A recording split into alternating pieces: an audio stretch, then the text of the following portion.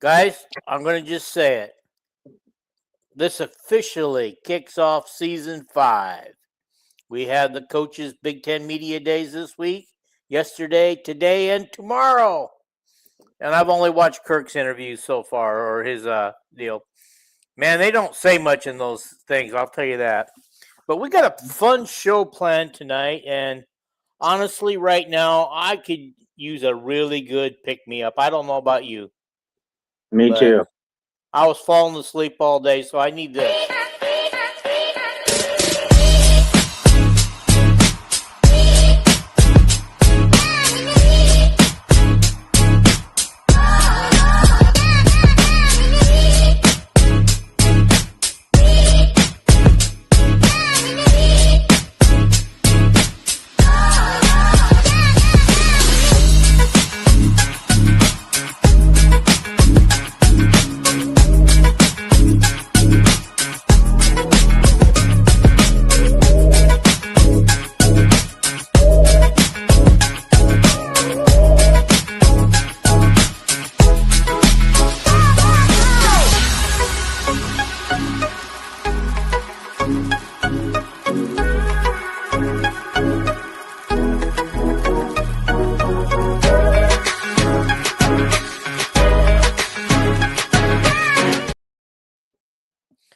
Go to cocainecoffee.com and put in villains15 for 15% off. I could use a pick-me-up, but I'm not a coffee drinker, so I almost went and bought a Rockstar or something like that. I don't even know what the popular energy drinks are anymore, but I haven't had one in years. But today, I almost went for that pick-me-up. Guys, I also want to point out, please subscribe to the show. It's free. It's not like those other places where you subscribe and they want money out of you. We're not asking you for money. We're asking you to subscribe. Be a subscriber. Hit that little bell so when we go on the air, you get notified. And then hit the like button. The like button I'm finding out, is really important. Okay, it keeps us in front of all the other people. And I heard a comment the other day that somebody was mad because commercials were popping up, not our commercial, but other commercials were popping up in our ad, and that's why they wanted me to go to all audio on Spotify or something. So I'm working on that. I don't know how to do it, but I've got some people that are going to help me do that, but we're working on it. We're going to get that all audio one out for you guys. Mm-hmm. And finally, please comment tonight. Please ask questions. Please correct us when you feel like we've said something wrong. And by all means, please come on the show. You can see that link right there in front of you. There's one over our pictures. There's 3 of them over on the comment up above. It'll be up above all the comments tonight. Click it on. You don't have to show your picture. And tonight would be a good night because right now, at the beginning of this show, Kelvin and I are going to pick our all-time Hawkeye team or roster, and we're going to pit his guys against my guys and see who wins. I just picked who I thought deserved it, So yeah. But I would be interested to hear who you guys would like to have on your team. Now we miscommunicated. So on my team, there are no linemen on either side of the ball. I bet I win. I bet you win, yeah, because everybody knows that it starts with the lines. So, now the 2 lines are the hardest ones to pick. It's like, oh my God, I think that would be nearly impossible. We've had so many great linemen over the years. Just think of how many are in the NFL over the years. Oh, I know if you ask Kirk Ferentz, who's the all-time offensive line for him, he'd just say, "Oh, I'm not going to answer that." He's had too many good ones. Well, yeah, and then you go back to the ones that came before. Of course, he coached most of them for Hayden. So, anyway. Yeah, he coached Hayden. Yeah, for most of Hayden's career, he coached them. Yeah, I didn't have any on defensive line. I had a couple old guys, but I don't think I didn't have any on the offensive line that didn't play for either Hayden, Kirk, or both. So Yeah, I'm going to be honest with you. I went back a little ways on a couple of mine well, because you got to. I mean, Yeah. good God, we got a stadium named after somebody. I mean, but it's stupid. you'll be sad to know that I did not include him in my list. Oh God, I did. Yeah. But anyway, Okay. Should we get started? yeah, you go ahead with Okay, you want me to go through my whole thing first? with your half a team you picked. And the only thing I said to Dean that confused him was I said, "We'll pick our all-time team," but you look back and back in the 50s and before they run like a single wing offense and stuff. I said, we're just going to use the same positions we did last show, the modern positions, Leo and Cash, and one running back, not two. And so Dean, I didn't mention anything about line, so he didn't think we were picking anybody in the line, But that's Well, I what figured confused him. and that part confused me, but the reason why I thought you skipped the line because it'd be darn near impossible. Oh to pick God, 'em. it's All righty. Okay, yeah. so I'm going to start at quarterback. Yeah. Okay, my all-time quarterback at Iowa would be. Tell me who it is. I think you know it already. Well, he wouldn't be short. It's Chuck Long. Yeah, the opposite of short. So. Yeah, I figured as I said Chuck Long, I figured you mentioned that. Well, there was only one answer. I mean, Okay. Anyway, go ahead. Alrighty. Pick your team and I'll shut up. Alrighty. So running back was even harder because we have for a career running back, Cedric Shaw. Okay.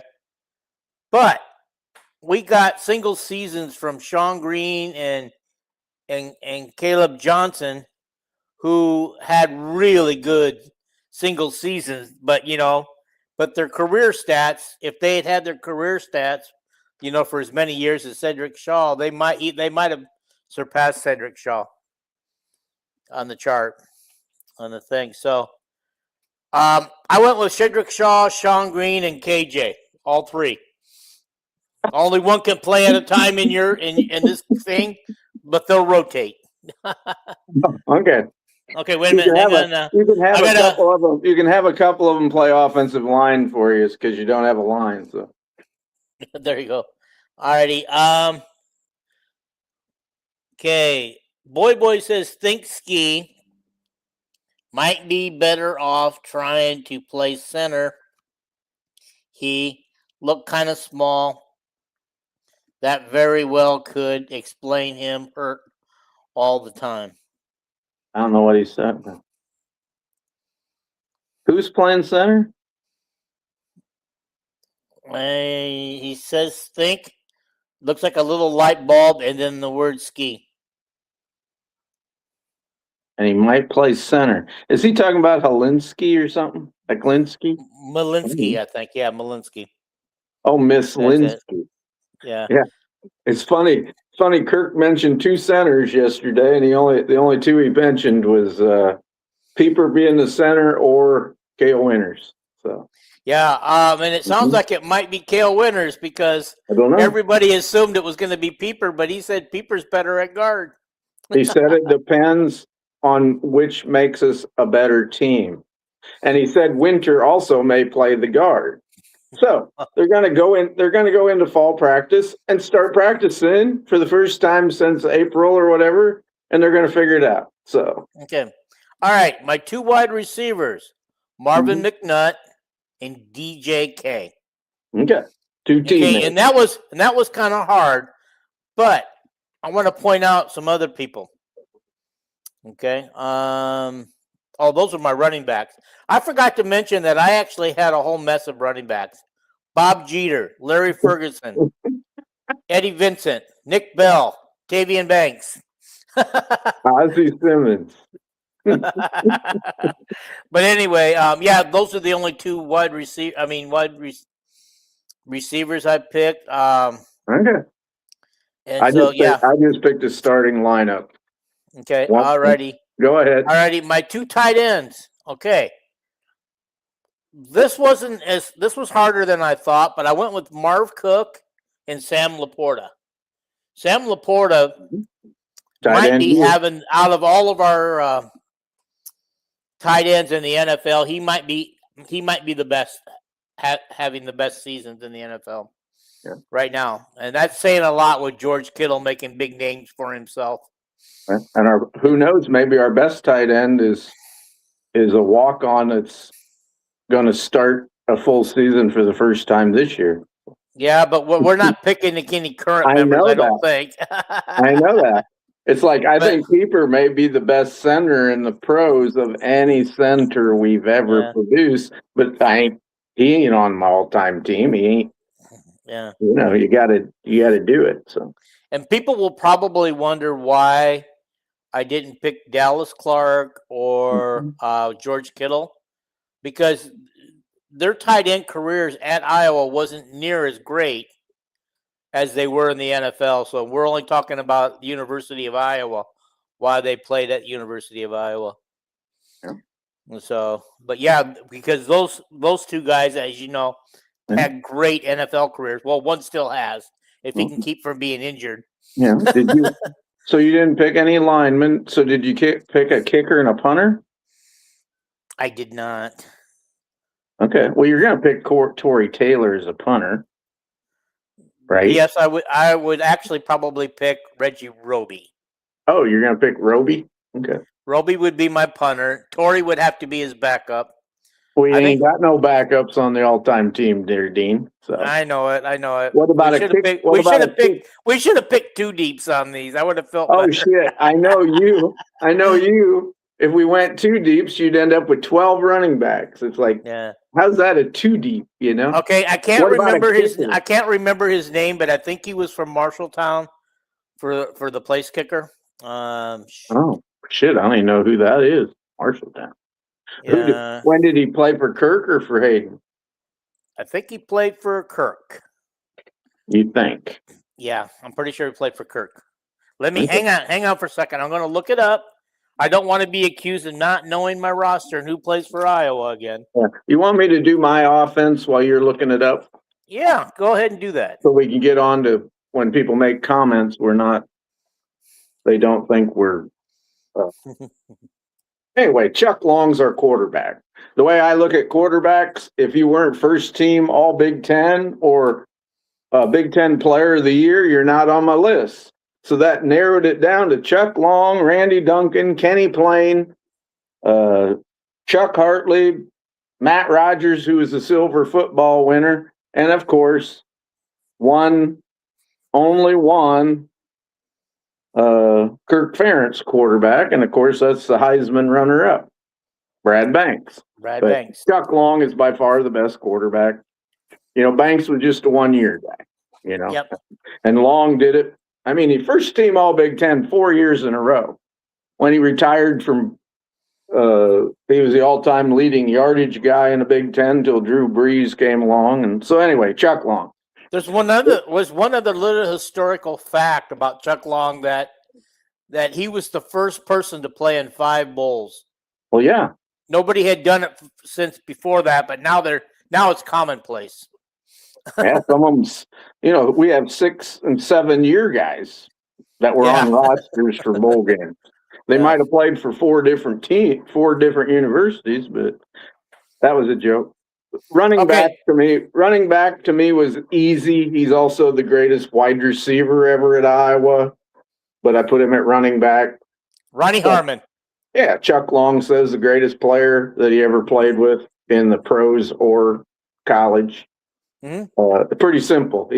When he retired at Iowa, he's all-time leading rusher and the all-time leading pass receiver. You know what we should have did was gone by. We should have also added an all-purpose yard person, because that's the only reason why I left Ronnie off, because his yardage were divided up between running back and wide receiver. Yeah, but for some reason you put Caleb Johnson on, who only had 1 good year. Yeah. Well, so did Sean Green. Only had 1 green. Sean Green because he had 1 good year. Yeah. But anyway, it didn't make any sense. Ronnie Harmon as a wide receiver, I'm pretty sure course, he had the greatest freshman year ever as a wide receiver. He'd never played wide receiver before. Then the next year, he averaged over 20 yards a catch and had 700 and some yards as a true sophomore. And then the next year, they move him to running back because Hayden promised him. He gets 900 and some yards, breaks his leg, and misses the last 3 games of the season. He missed that Freedom Bowl. Then the next year, he rushes for like 1,300 yards, first team All Big Ten. But anyway, Ronnie Harmon's the running back. Nobody even close. My wide receivers, we haven't had a bunch of real good wide receivers at Iowa. Nobody has had a real good career after Iowa in the pros ever at wide receiver. That is correct. But I picked Timmy Dwight and Kevin Casper. I think Casper was the best wide receiver of the bunch, but Timmy Dwight can help you in other directions too. So Marvin McNutt didn't get even a sniff from you, huh? He's too slow. Okay. He was. That's why he didn't make it in the pros. He was run a 4.6 something 40. Mm-hmm. DJK. I'm keeping him off the team because of his problem. It's like the NFL don't even want him on a team. I don't want him on my team. Okay. Real good wide receiver. If he'd have stayed on the straight and narrow, he'd be an all-time wide receiver at Iowa. Hopefully the boogeyman's going to be on there. Tight ends, my 2 tight ends are John Mackey Award winners, Dallas Clark and T.J. Hawkinson. Okay. And Hawkinson, of course, his career is cut short because he cried. He wanted to stay at Iowa, but Kirk told him, hey, you're going to be a top 10 pick in the NFL draft. Don't be stupid. So. You mean Hawkinson? Yeah. Okay. Nick Slick, he just wants to point out that Quinn Early did have a pretty good NFL career. He did. Quinn Early, Tim Dwight, and Kevin Casper, and a guy that was way back in the time. He was from Animos, Iowa, Don Norton. He played for the San Diego Chargers in the AFL. I thought Tim Dwight was mainly a return specialist.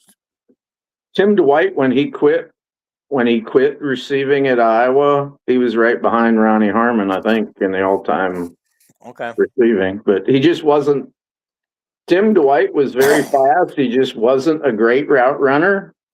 He wasn't tall enough and all that shit. But anyway, yeah, Quinn Early had a good career. And I thought about Quinn.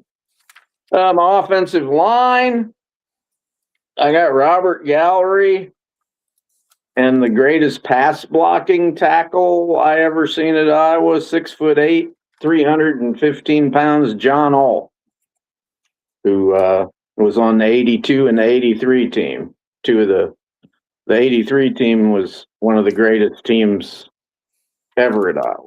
But, of course, Ault played in the NFL for probably about 14 years for my Chiefs.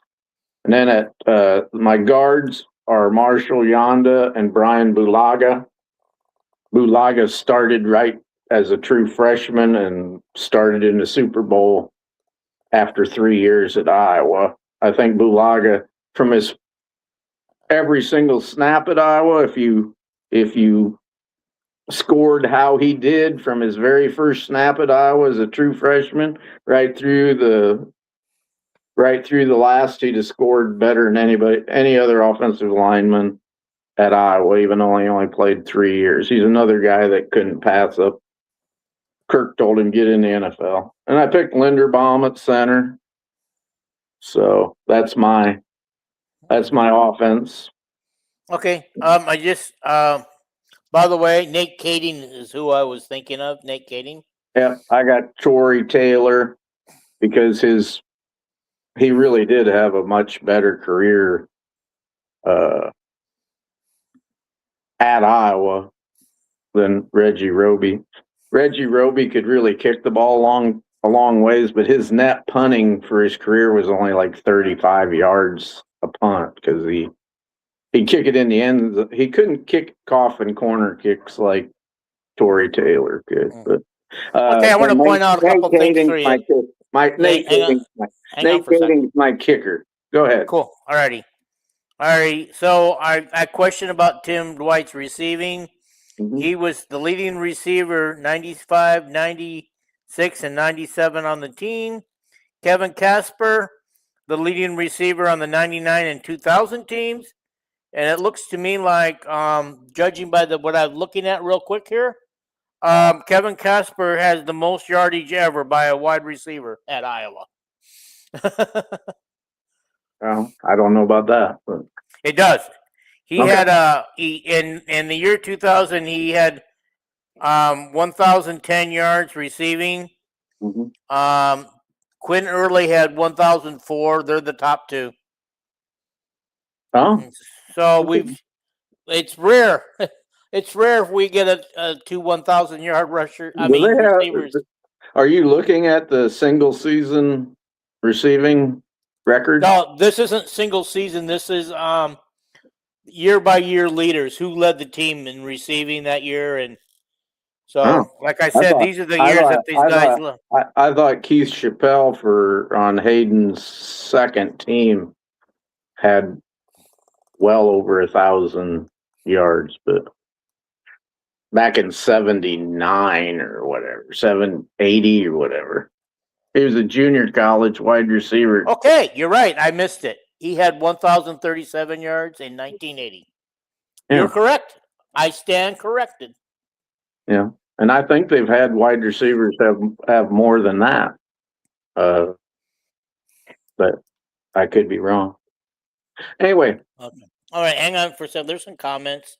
Yep. I like to mix these comments up before we Well, get yeah, too behind. we gotta keep the customers happy. Yeah. Boy. Okay, Nick, I already read Nick Slicks. Boy says, boy, you guys are sleeping on Quinn Early.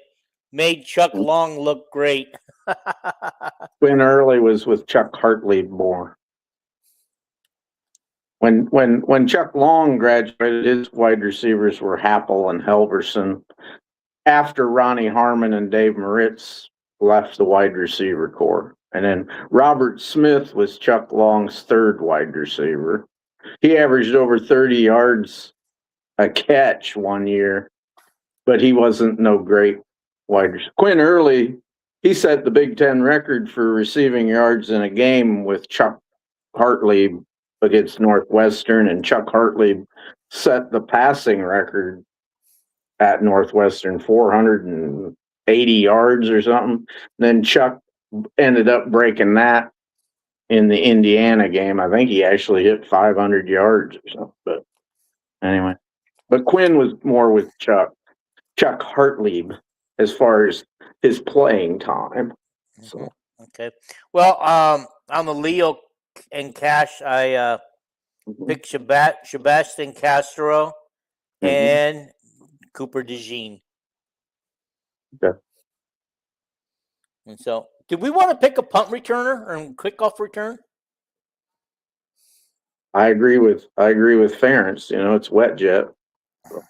Well, yeah, I would say that too, but I think Cooper DeJean's right behind him, as is Tim Dwight. Yeah. I had a bunch of them, but I was just picking one, you know. So yeah, okay. And then of course, my all-time linebacker is Jack Campbell. Cool. Okay, and that's since I didn't pick a D-line, I can't help you out there. Did you pick But any more? I would put AJ Epineza. Okay. Epineza as the all-time defensive end on the right side, right? He was right. Yeah. Okay. Depends which way you're facing, but yeah. Yeah. And my all-time center. This is tough. I'm going to say Daniels. Yeah. Okay. Did you pick a secondary?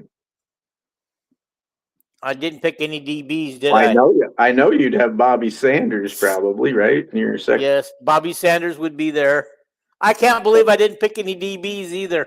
I don't know. Oh my God. It's more like you picked a roster for a basketball team, like 5 guys on each side. I was thinking 7-on-7. What am I thinking? I don't know. You're like all Mr. Air Raid or something. But Okay, Nick Slick has another comment. mm-hmm. Keith Chabot was a great pull by Kelvin. I'm impressed. Young and hadn't even heard of him. Good to know. Keith Chappelle, him and Gordy Bohannon were. I don't know if it wasn't Saddleback. It was some junior college in California. They came in together, and Gordy broke his ankle, or he'd have graduated the year before that Rose Bowl team. But they came in together from California. And Nick Slick says I misread that. He is pretty young and hadn't even heard of him. So it's good to know. Okay.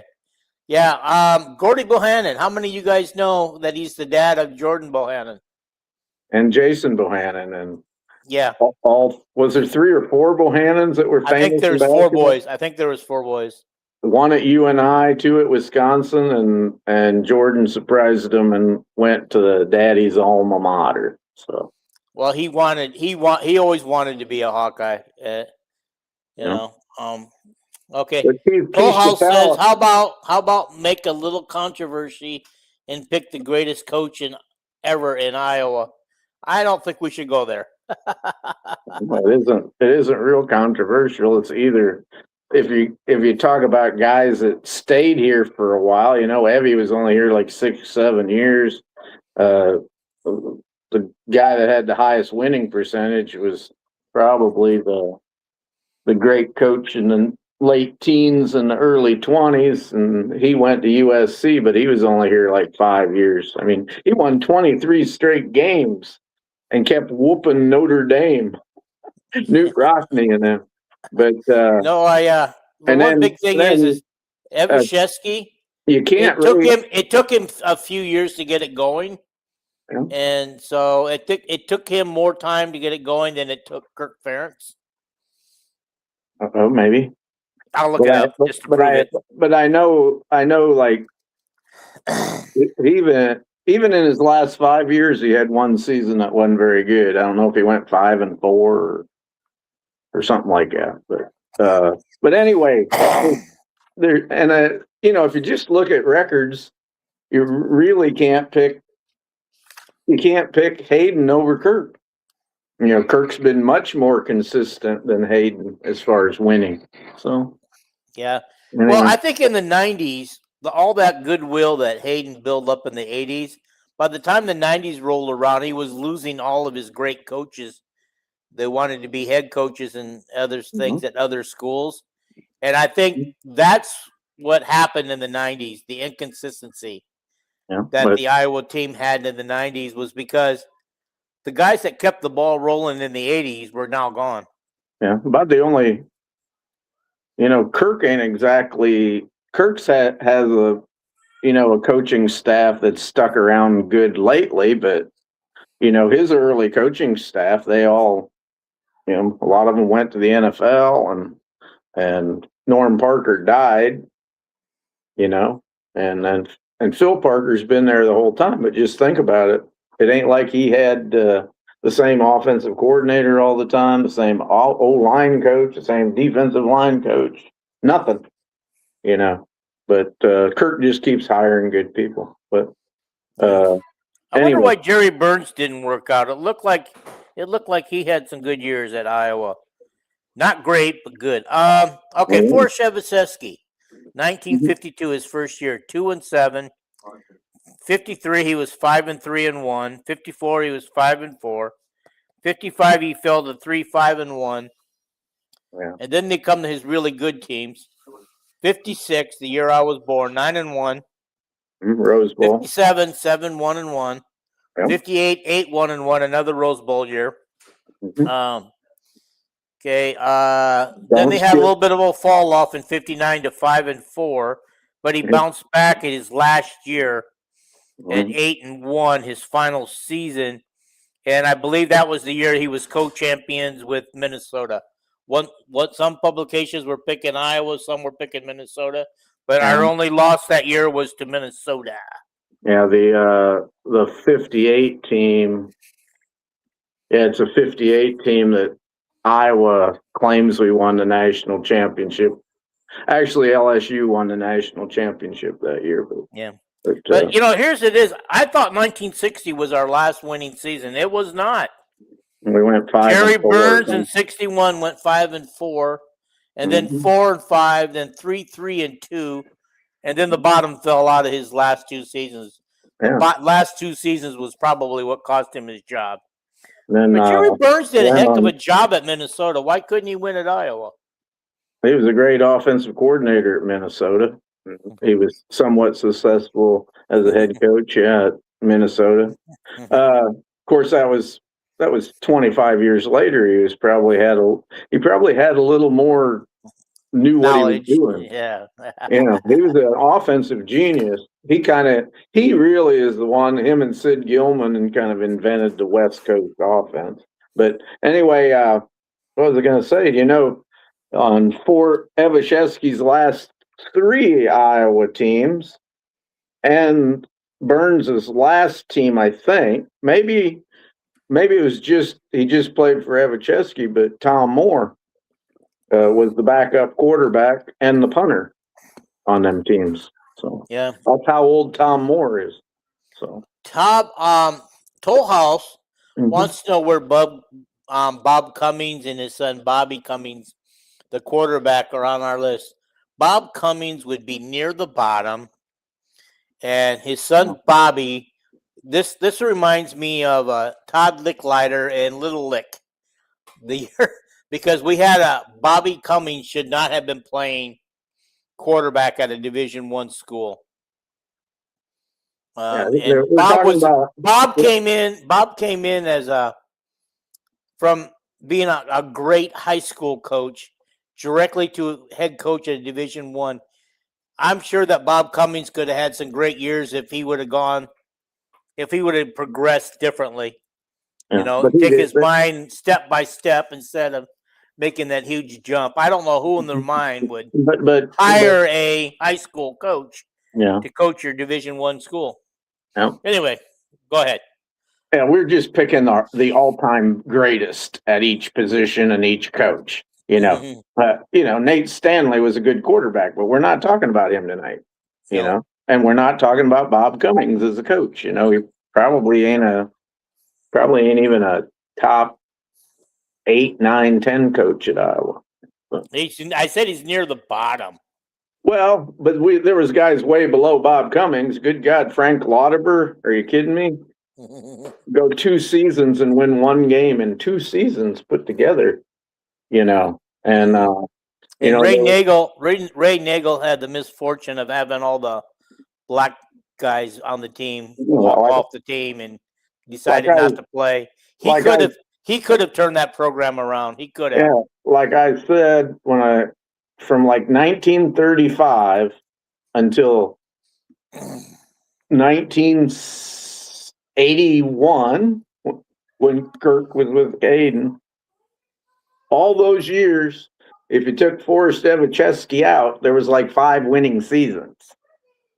That's why the Iowa series records with Big Ten teams is so bad until Hayden came, and then Kirk, and they just been catching up. I can remember when they were 25 games behind Minnesota and Wisconsin and stuff. Now we're tied with them almost or something. But you want me to give my defense or? Yeah, it would be time. I mean, we were just getting sidetracked. I thought, interesting conversation. Well, if you have more comments, read them. No, that's the last one for now. Okay. My defensive line, of course, I got it was kind of hard to pick if I didn't read my writing, but I have Alex Karras, Duke Slater, Calvin Jones, and Mike Wells as my defensive line. Wells would be my big guy in the middle, and Calvin Jones, who was the Outland Trophy winner. Unfortunately, he didn't play in the NFL because they wouldn't pay blacks as much, so he went and played for Canada, Canadian Football League, and then he got killed in the plane crash. He was going to fly to the Rose Bowl game, watch his alma mater play, and he died in a plane crash on the way there. And Iowa team found out about it before the game, and they went out and kicked the Pac-8's rear end that day in the Rose Bowl. You remember which team that was? That would have been 58, the national championship team, supposedly. So I think it was Washington. I think we beat Washington. Yeah. I don't know. I know we played Oregon in one of them, or Cal. I don't remember. But anyway, then Duke Slater, the field's named after him. He's an all-time great player in the NFL. He was the only black player in the NFL for a while, and he played for Howard Jones from about 1918 through 21. And he got to play as a true freshman at Iowa because World War I was going on, and for 1 year they let true freshmen play. And he was first team All Big Ten all those years. Newt Rockne said he was the greatest lineman they ever faced. They won, like I said, 23 games in a row, and they broke Notre Dame's winning streak pretty easy. And Newt Rockne said he put 4 guys on Duke Slater. And then he played in the NFL like 10 years, and he was first team All-Pro like 9 of those years in the NFL. Now he's in the Pro Football Hall of Fame. Alex Karras, of course, my other defensive lineman, another guy that finished high in the Heisman vote, won the Outland Trophy, didn't get along with Evicheski, but he's an NFL all 70s decade team player and a Hall of Famer. When Alex Karras was a friend of my dad's, and my dad's yearbook, Alex Karras, because I was born that year, he signed a thing personally to me. However, that book got lost in a flood in our house. So, oh shit! I should have not put that book in the basement. Man, I know that book meant something to me, and now I don't have it anymore. Alex Karras always claimed that when he played in the NFL, nobody ever blocked him. And Jerry Kramer, the famous offensive lineman for the Packers, they said Alex Karras said nobody ever blocked him really in the NFL, and Kramer just looked at the camera and said, "Well, that's about right." He was for such a huge, strong guy. He had like dancing feet. He was so quick. But anyway, I don't want to take too much time. My linebackers, Andre Tippett, NFL Hall of Famer, All-American at Iowa, first Rose Bowl team, number 99. He was only at Iowa 3 years. He was a junior college guy. I got your guy, Captain Jack, in the middle. And I got, as my Leo linebacker, about the fastest linebacker I ever seen at Iowa, Chad Greenway. Those are good picks. Those are very good picks. Well, I don't know how you came up with them. I mean, I could have never. I don't know. It was just too much for me to. It was kind of hard to whittle them down, but those are the guys I've watched over the years that were the best. Yeah, Chad Greenway to this day might be my all-time favorite. I just love the way he played. He was so athletic. He came out of 8-man football out in South Dakota, and here's a guy who ran a 4.4 40. Until he had a ACL at Iowa, and then he had one or two ACLs in the pros. But I mean, he was a Pro Bowl player in the pros, and he was like a safety quarterback in high school, and Norm Parker and them were smart enough to put him out in the open on defense and run a 4.4 40. And it wasn't like he was a little guy, he's 6'4", and at Iowa, I guess he weighed 230 pounds. My cash is Cooper DeJean. My cornerbacks are Desmond King, who had the greatest 4-year career. He was great as a freshman at Iowa, and long pro career. Then I put Merton Hanks as my other cornerback. I had a hard time kind of picking there, but I put Merton Hanks in there. He played cornerback and safety, both at Iowa, and that freed me up to make Bobby Sanders at the safety position. And of course, the other safety is the guy the stadium's named after now. Like Kirk says, Niall Kinnick intercepted 8 passes his senior year at Iowa. Other than his great exploits as a punter, he's first team All Big Ten punter twice, and his great stats he was really the quarterback. He did all the passing, even though it was a halfback, and he did most of the rushing for that team. But he picked off 8 passes, and Kirk says, if you look at the statistics, the other team only attempted like 70-some passes the whole season. Can you imagine intercepting 8 of 72 passes or 77 that were taken the whole year? That's over 10%. Yeah. Plus, a lot of them passes were not probably thrown into his area. Kirk said he's obviously the greatest defensive back in the history of the Big Ten. That's probably why he won the Heisman. So I put Niall Kinnick. You can't have a team without Niall Kinnick in your all-time Iowa team. That's like... Yeah. Okay, let me catch up on these comments real quick. Yep. Boy. Well, I know the 84 Freedom Bowl, Quinn Early and Chuck Long ate Texas a real Swiss sandwich, something like 60-10. I don't remember the final score, but I can look it up. In the Freedom Bowl, that was Robert Smith was the guy that had the big game at wide receiver. Jonathan Hayes was the tight end, and that was Jonathan Hayes went to the pros after that game. He could have come back with Chuck. They came in together. He was from Pennsylvania, and he played both ways at Iowa, first tight end and linebacker. But no, Quinn Early did not have a big game in that Freedom Bowl. Had a big game in the Holiday Bowls with or that Chuck Hartley played in. But, sorry. No, I'm going to go back and look real quick just so we can have the facts. Everybody should remember Robert Smith catching that long pass in the rain, jumping up. The Texas wide receivers bump into each other. He jumps up and catches it and just kind of jogs into the end zone.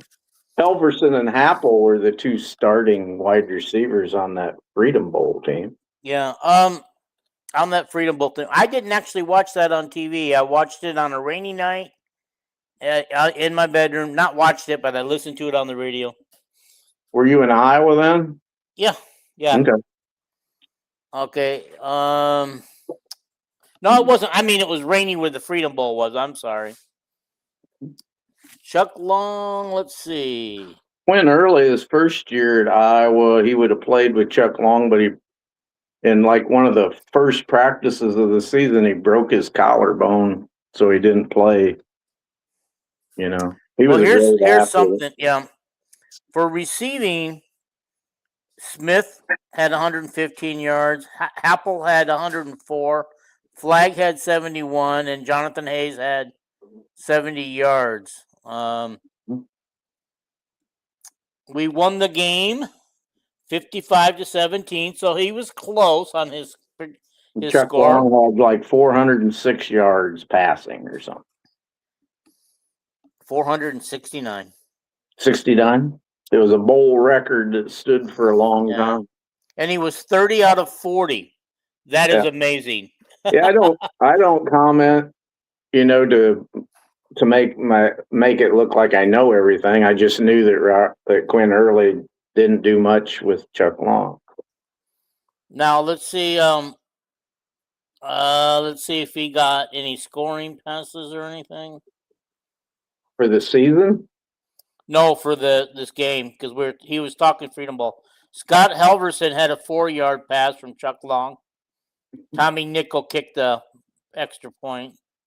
Jonathan Hayes had a short one. Jonathan Hayes had a 15-yard pass from Long. Mm-hmm. Okay. Somebody named Ward. Oh, that was a field goal kicker. Tom Ward was the field goal kicker. No, Tom Ward was the third tight end on that team. Oh, wait a minute. That was from Texas. Never mind. No, there was a tight end named Tom Ward for Iowa that was a backup tight end. But I don't know. There might have been a Ward from Texas too. Yeah. So I know about the whole roster for that game. Yeah. So. Anyway, they had 560 yards total yards that game. Yep, and Bosworth, Cam Buffington, his uncle was an offensive lineman in that game, Jerry Malone, for Iowa. He was the backup, but he got in the game because Joe Lavellis was screwing up. So yeah, I like this. I mean, picking our all-time team here, kind of going down memory lane here. Well, I like that. Yeah. Quinn Early didn't even the next year when we played Michigan, the number 1 and number 2, Quinn Early didn't even play much that year. The next year, Alrighty. Tollhouse says Paul Krause is the NFL all-time interception leader from Iowa, but I don't know about his college career. I could actually look that up if you want me to. He was like a 3-sport athlete at Iowa. I don't have to look it up, but he was a basketball player, baseball player, and a football player for I think Evachevsky even had him play offensive guard once in a while when they wanted a pulling guard or something. But he was really good. I just am not picking him over Niall Kinnick or Bobby Sanders. Okay, Tollhouse says you could put Niall Kinnick in several positions as the all-time best. Yeah. Yeah. I probably feel bad that I didn't pick Niall Kinnick. Well, you could have put him in your offensive line. There you go. He's in my offensive line. He could probably play that position. But too. He played every other position. I just knew that Niall Kinnick, watching him play, he was like a Quinn Schulte type athlete. Okay, you didn't actually watch him play. You probably saw some tape. I've seen tape of him. Yeah. Yeah. There's tape of him going back and throwing the winning touchdown pass against Minnesota or whatever it was. And he was what you call a drop kicker, where the tip of the ball, you drop it, tip of the ball hits the grass and you kick it for field goals and extra points. He was real good at that and everything, but he just was not, as fast as Tavian Banks and Cedric Shaw and as far as a running back. Okay. Nick Slick says Jack Campbell is definitely the right pick at middle linebacker, but Josie, the outlaw jewel, has to get honorable mention. It was not an easy pick for me for Jack Campbell. We had guys like Melvin Foster, Larry Station. I can go through all these players, A guy named Wally Hilgenberg who played for the Vikings with Paul Krause. He was like a Pro Bowl player all the time for Bud Grant up there. And, of course, he's Jay and Joel Hilgenberg's uncle, But and then for center, Iowa is center U. We got the Hilgenbergs and Bruce Nelson and Wiegman and Mike Devlin. It's not that easy, saying Linderbaum, It's not easy. We had Logan Jones last year. So anyway, it ain't easy. It ain't cut and dried. It ain't. So it ain't. Yeah. When I had a real close one, I thought, I gave it to the guy that did it for 4 years. Bobby Sanders and Desmond King are two guys that just did it for 4 years. Merton Hanks did too, I threw that in there too. But, What year did Paul Krause go to Iowa? It was on them Rose Bowl, probably 1958, 59, 60, 57, 58, 59, 60. Hang on for a second. I'm trying to find the interceptions leaders. I want to see what Paul Krause did at Iowa for interceptions. Yep. Okay, here we go. The other team probably didn't throw the ball very much in the 50s. But Paul Krause got drafted by the Washington Redskins. And his 1 year for the Washington Redskins, he had like 8 or 9 interceptions and led the league, and the Redskins got rid of him. He ended up with like 81 interceptions or something. He's number 1 all time in the NFL. And number 2 is another Iowa guy, Emlyn Tunnell. Did you know that? I did not. Number 1 and number 2, and number 3, I think, might be like Rod Woodson or somebody. But alrighty. Paul Krause is not listed in the interception, but you had to have a minimum of 8 interceptions to get listed in the interceptions list. So we know he didn't have 8. No.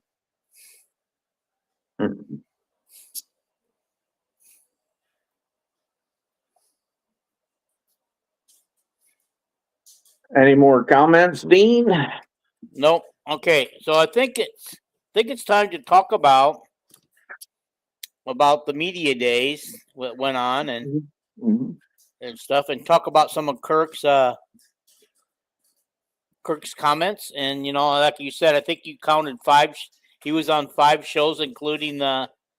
Yeah, I forwarded 5 videos. There was the one where he was interviewed by Revson and them on the Big Ten for a little bit there. There was the one where he was in front of the whole media.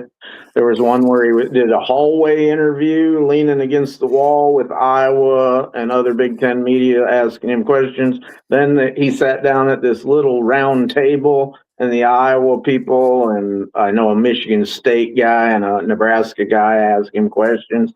And then he was on something called the Cover 3 CBS Sports interview show too. I listened to all of them. I don't know. Yeah. What did you take away from Kirk? Hang on. Let me read these last 2 comments that just now came up. Tollhouse says Deion Sanders only had 53 interceptions in his NFL career. Just to show you how good Tunnell and Krause were. Boy says, okay, I got Smith and Quinn Early turned around. Oh. Okay. Alrighty. But Quinn Early was a better wide receiver. So. Yeah. Okay. From Breakneck, New York, I covered his recruiting. Alrighty. And Robert Smith was from Dallas, Texas. And Robert Smith turned SMU in for recruiting what's the word? Violations. And Hayden sure got a kick out of that because SMU fired Hayden. So was that when SMU got put on probation that nearly killed the program? Actually, did kill it for a while. They just tried buying every good football player in the country, and they tried buying Robert Smith and Tim Brown were 2 wide receivers that came out that same year. And Tim Brown turned him in, too. He went to Notre Dame and won the Heisman, I remember him very well. Now, when he retired in the NFL, he was second to Jerry Rice in the NFL. But Michael Carter was another big Olympic shot putter, and Kirk Ferentz wanted him at Iowa so bad. And, of course, he took the money and went to SMU, too. Dickerson. Wait a minute. By the time Kirk Ferentz come around, SMU should have been back in the good graces of the NCAA. No, Kirk was around before Robert Smith was ever around at Iowa. Okay. All righty. Kirk come in 80 and 81. 81 was his first season, but he came that winter of 80-81. Okay. You know? All righty. And Yeah. Kirk was a very good recruiter for that Mike Wells. I said there's some all-time team. He never got to Iowa while Kirk was still there, but he was a USA Today first team All-American defensive lineman from Missouri, and Kirk was there long enough to be his ace recruiter. At that time, Kirk Hayden had given him the Missouri area where Liddell Betts and Mike Wells was. Liddell Betts might have been over into Kansas, but Kansas City area maybe. But Mike Wells was on washed up walk-ons, and he said, one of the reasons I came to Iowa was my mom made me. He said, I like that. well, He's not the Kirk only one that said Kirk, that over the years. yeah, well, he said Kirk Ferentz was the most handsome guy you ever seen, and his mom was like, pissing her pants over him. Kirk was very happily married, but he said, oh, my mom had a crush on Kirk Ferentz when he made an in-home visit. Him and Hayden come down. Mike Wells was a big deal. I mean, it was Iowa and Michigan mostly for him. Anyway. Guys, I just want to remind you that you can click on that StreamYard link there, and you can come on and you can talk about your own memories, or you can, you don't have to show your face. I would like it if you would, but you don't have to. Hey, did you see how Kirk got out of a tough question on that Cover 3 podcast? No, but hold that thought because we're going to run to our commercial real quick. Okay. It only I forgot to run it a second time the other day. Yeah. All righty. We'll keep you guys in suspense. Come back after the commercial.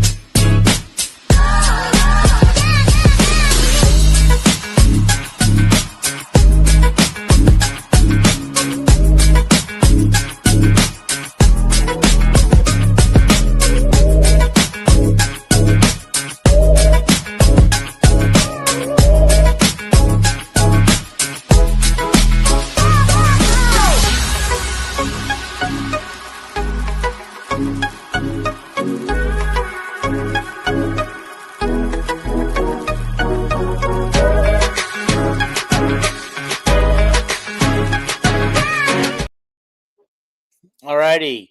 Now, like I said before, if you go to cocainecoffee.com and you decide to order some of that coffee, which we had somebody on here the other day give a testimonial and said it was very good coffee. I don't know what the 6 means, but that's 15. Okay. Alrighty. But when you get ready to order, use the code Villains15 for 15% off of your order. 15% is pretty decent, I think. Yeah, use Vandersee's old uniform number. 15. There you go. Now he's number 2. I hate it. Yeah. I should point out too, we are part of the Villains Network. They got plenty of shows on there. Hawkaholics is the only other Hawkeye show on there, and they kick off their season next week. I believe whatever August 2nd falls on. Make sure you keep watching this show. Yeah. This show, yeah. We're kind of like our viewers. Yeah, we got season 5 going. Paul and Jason have agreed to come on and do some preseason talk with us. So we'll give it a couple of weeks as we get closer to the season and bring them on. So those that are Jason and Paul fans, you'll be glad to know they're coming back, at least for right now, for one show. We'll see. Paul's just trying to decide if he wants to come back for other shows. So we'll see. I bet you they love football so much. I bet they don't miss a show. I just want to get their Big Ten standings so we can do our poll like we did. Me and you have already done ours, and we can add them on and average them out and give Kyle hasn't given us his yet either, has he? No. I haven't heard from Kyle since he got married. So yeah, And the Probably kinda softball busy. season's over, so his little podcast thing should be done. He probably went on his honeymoon. He's probably so damn thin he can't even pick himself up. Alrighty. Yeah, there's a pretty woman on TV right now. Who is she? Sophie Cunningham's doing the WNBA studio. Oh. With the WNBA tonight. It's the Dream versus the team with Paige Beckers. Oh, okay. Pretty Paige good game. Beckers is having a pretty solid year. She could win MVP this year. Okay. Yep. Boy says Asia great show. Great show, guys. Keeping everybody straight.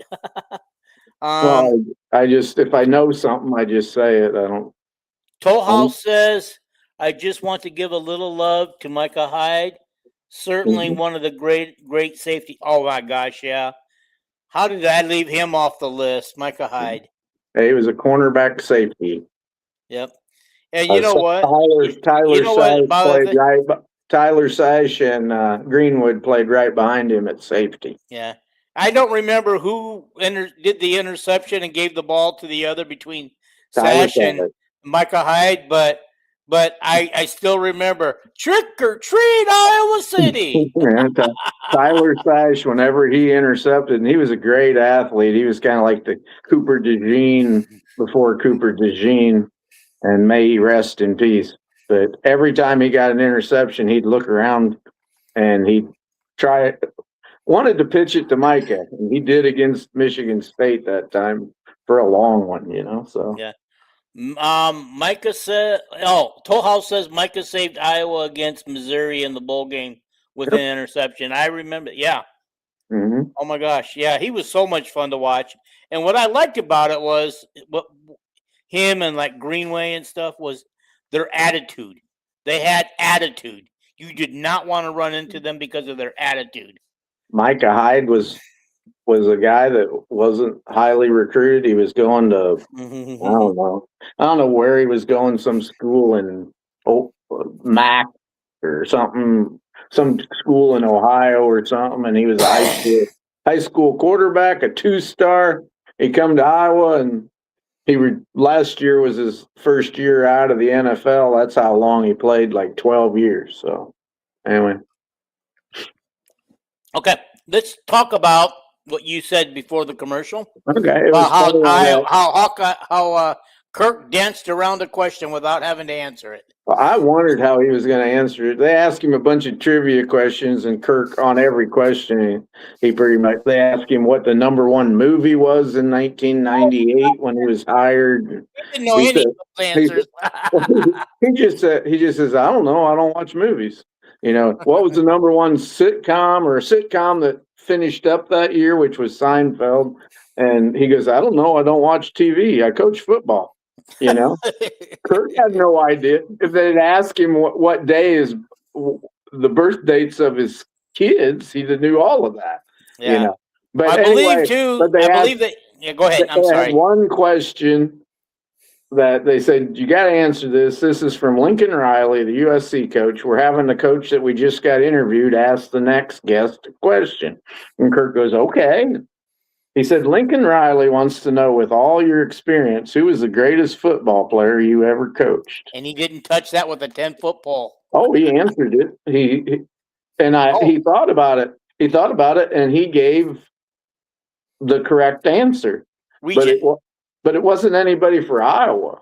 He said the best player I ever coached, there's no question, is Jonathan Ogden, the Hall of Fame offensive lineman for the Baltimore Ravens. That guy was, 6'8", 340 pounds, and like Kirk said, he could have been a concert pianist. He was just talented and everything. He said he could have been an NBA basketball player. And that was a very correct answer. But everybody was sitting there like, God, they're going to make him pick one of the Iowa players, That's how he got out of answering about the Iowa players. Hayden would never answer that question. Who is your all-time offensive line at Iowa, Hayden? He goes, I can't answer that. Yeah. Yeah. And then they asked him who was president when he got hired, and I think he first said Clinton, and then he changed it. Bush. Oh, it was Bush. And he said Bush number one, by the way. Bush number one. But he said Bush, but it was Clinton. Clinton was president until 2001 when young Bush took over. But, yeah. Oh, that was young Bush. Okay, I was thinking it was old Bush. Yeah, young Bush was in there. He came in January of 2001, and then 9/11 was in that September. Oh yeah, 2001. Oh, young Bush was dealt a huge blow. A lot of things going on during his career. Yeah, and then Clinton was sandwiched in between the Bushes. So yeah, Clinton would have came in. Clinton's first inauguration was the day after Chris Street got killed. Oh well, then he should have waited another couple of days to mourn. Yeah. But anyway, that was a sad day. It still is. Yep. I've seen that documentary several times, and every time I find myself with tears in my eyes. Yeah, I believe that was 93, because Clinton would have. And the elections are in even years, but you get sworn in odd years. So yeah, I get it, because you have to wait till January. You elect a president in November, but you have to wait till the middle of January before he officially becomes president. So, Dean, I want to give you a chance. I don't want to talk all the time. What were some of your takeaways from either player interviews, Kirk, any of the podcasts, anything? There was so much. Another avalanche of information with 2 Tyler Bourne interviews, and oh my God, it was like. Well, I honestly thought one of the Tyler Barnes interviews that I listened to was very informative, and you just said, well, he just covered all the same stuff, all the same stuff. He was asking the same questions. They're always about player agents. How do you pick through players? As far as high school recruits, portal people. How do you spend your money in NIL? What's your plan? And he's answered that for 2 years. It's the same answer all the time. Yeah. Well, we do it different here. I just the one thing too is that I kind of lost it. I should have gone back and rewind it. They were talking about somebody who was trying to get a couple of Iowa players to jump ship, but they didn't even have agents, and so did he say who they were, by the way? No, he just said that this guy called up Tyler and told him, I'm such and such and such and such agents. They want so much money or they're gonna leave. And Tyler Barnes spoke right up to him and put him in his place. He says, them 2 kids don't even have agents. Said, you quit your lying or I'm going to turn you in, like that. And he said the guy just automatically was, like about crapped his pants and started apologizing. And he promised Tyler he'd never do that again. But, I bet he did, though. I bet he did. Yeah. You don't even know. And, Tyler Barnes, as he rightfully pointed out, that the money that's being floated around out there that players are making is probably not even true. It's just the agent trying to inflate stuff so that it looks like, this Underwood gets $10 million. And, did he really? Because Underwood ain't saying anything. He's not saying he got $10 million, but his agent is. Yeah. It's the world don't spin around on truth very much. So no. But and then I don't know, from the Kirk, listening to Kirk speak, I didn't get any information. Like you said earlier, he pretty much had in everything that was thrown at him yesterday, it was all the same questions. Number one was quarterback, Well, he said more than once that the quarterback controversy will probably go into, not controversy, but battle will probably go into the first couple of games. I think everybody's expecting both of them to play in the couple of games. He said in an ideal world, he said it would be nice if one of them could separate themselves during camp because he pointed out was C.J. Beathard and Rudock, right, in that interview, and that he didn't like playing two quarterbacks. Yeah. And you remember that throughout most of the season, they both played. Yeah, Kakert said to him, he said, I know you've said before the playing both Stanzi and Christensen that 1 year. They rotated. One would play a half a game, and Stanzi would replace Christensen, and neither one was playing worth a crap. And Kakert said, "You said you would never do that again, Kirk." And he said, "But he did. He actually did, though." Well, the only time I know, but the only time Beathard played, except in the bowl game, was when Rudock was injured. And okay. I was thinking they both took turns on series. Yeah, today on the On3 thread, people put up the statistics for every game that year, and Rudock's statistics were way better than Beathard. But Kirk made the right decision. He said he has said that I like a gamer, some guy that is a leader. And he said, I thought Beathard was the leader, and he was right, and he did Rudock right by naming him the starter right after the season, and Rudock had a chance to go find another place to play, and he played real good at Michigan. Rudock was a good quarterback. Yeah, I mean, and he had a good quarterback coach, his head coach. Yeah. But okay, so also, man, where was I going with this? Also, Brad Banks' first year at Iowa. I don't know if a lot of people don't remember this, but on the On3 thread, a guy reminded all of us of that. Banks in the big game that year, McCann was a starter, but in the big game that year when they played Wisconsin, it was a big game. Banks played about the whole game, but he screwed up. He fumbled and he threw an interception when they were right down ready to score against Wisconsin twice. And after that, Kirk said, well, we're going to have McCann the rest of the season. They didn't hardly lose any more games after that. Well, I do remember. I remember Banks fumbled twice to Iowa State that cost us a national championship. But he was a great player. I mean, he was. But I wanted to bring up and what you thought, because I've talked to people who said that the only reason why C.J. Beathard got named in January, the number one starter, was because his dad was putting pressure on Kirk that C.J. was going to leave if he wasn't number one quarterback. Yeah, C.J. was going to leave, but if Kirk thought Rudock was the better quarterback, he said, well, you got to leave.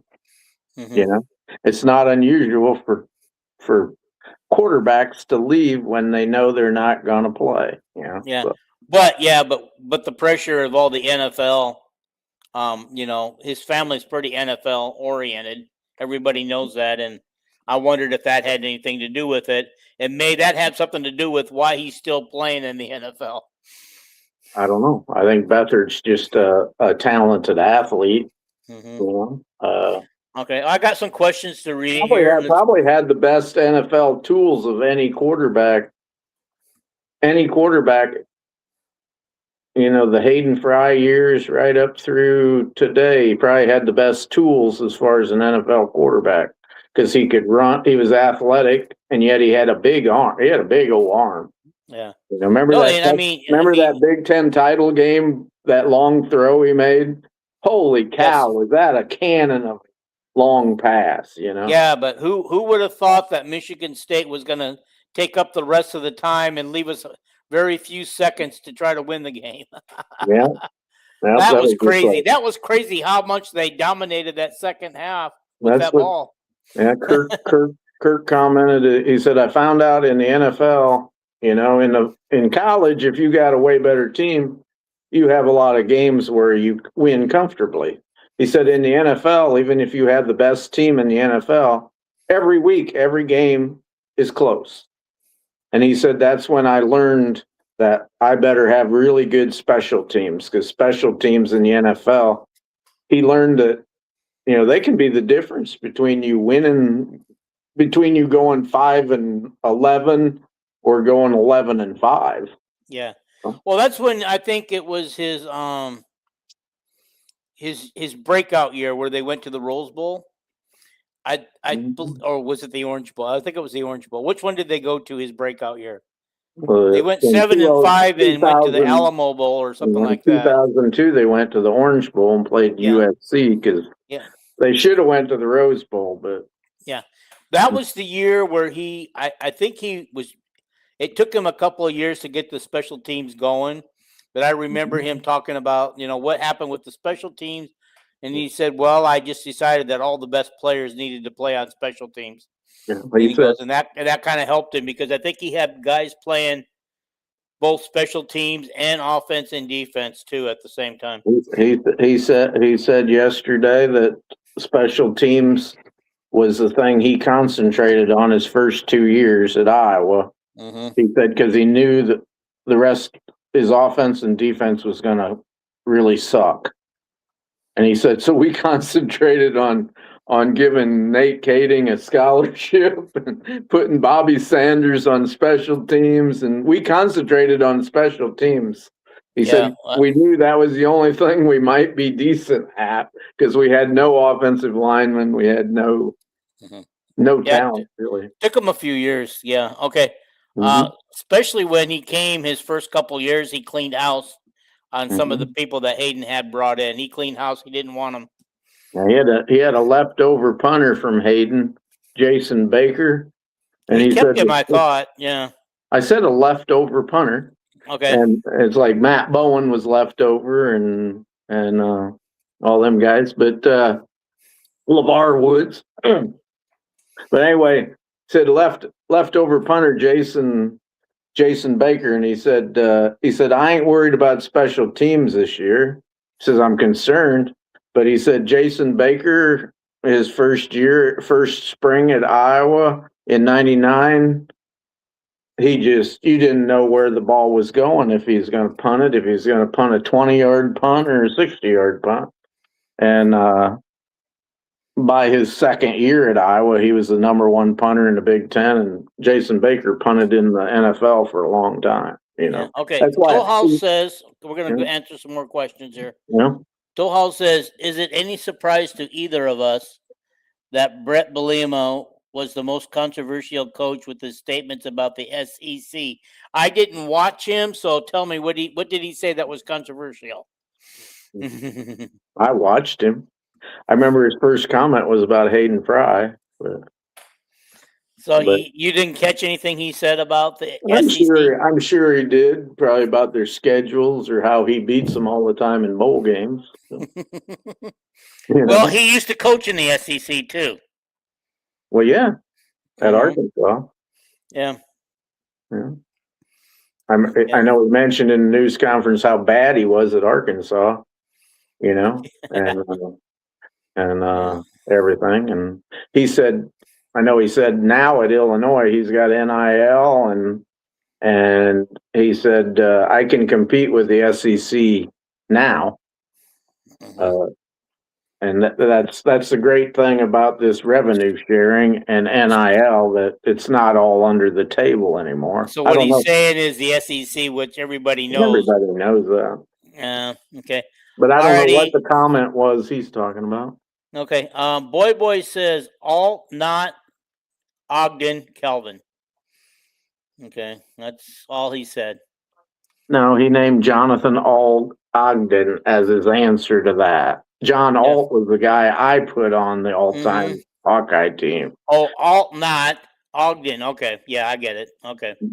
I couldn't put. I'm glad Jonathan you can understand him. I can't understand his stuff. I don't know what the hell he's saying. I couldn't put Jonathan Ogden on the all-time Iowa team because he never played at Iowa. He's an NFL player for the Baltimore Ravens. Kirk was there when they drafted him, and of course, him and Ray Lewis and the great safety Reed. That's why they won the Super Bowl. Okay. Jonathan Ogden. Tollhouse says says, if I was being recruited by Illinois, I'd like to see Brett's Tiger Hawk tattoo. You're going to see it every day in practice because as heavy as Brett is, he's wearing shorts. You know, it's right. I thought he lost weight, but he did. He has, but he's never going to look like Halle Berry. I mean, you know, well, I don't think any man wants to look like Halle Berry. He's a little round bone, you know. But his tattoo there on his leg is in the exact same place that Matt Rogers is. That Rose Bowl team, they all got Tiger Hawk tattoos. So right there. So he played on the same team with Matt Rogers. Yeah. Okay. Yeah. And they said, both of them said, boy, that was a painful place to get a tattoo. But, I bet. Mm-hmm. Okay. But there was a lot of guys on the all-time team. You know, I thought, Jared DeVries, how do you keep him? How do you keep Claiborne off the defensive line? You know, but I knew that the two Outland Trophy winners, Karras and Jones, had to be on the team. And Duke Slater, who's one of the 2 or 3 greatest Hawkeyes of all time, had to be on the team. I didn't know whether I should put him on at guard on offense because they played both ways back then. You know, but I put him on defense because we have so many Hall of Fame type offensive linemen at Iowa. Okay. Did you want to talk about what some of the other coaches said or what some of the other players had to say? I don't know.